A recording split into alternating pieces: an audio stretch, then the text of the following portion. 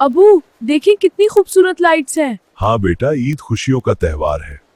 अली के पास शायद नए कपड़े नहीं होंगे। बेटा अगर हम चाहें तो किसी की ईद खूबसूरत बना सकते हैं। अली, तुम बाजार क्यों नहीं गए? मेरे पास पैसे नहीं है, इसलिए मैं ईद घर पर ही गुजारूंगा।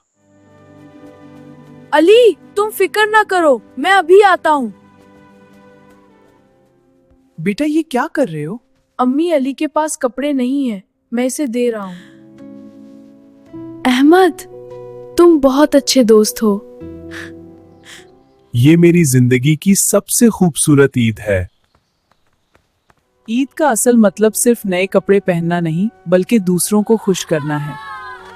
अली आज तुम बहुत खुश लग रहे हो, क्योंकि आज मैं भी सबकी तरह ईद मना रहा हूँ। ये लो बेटा, ईद की ईदी। शुक्रिया अंकल। अली बेटा आज तुम हमारे साथ ईद मनाओगे। जी आंटी शुक्रिया।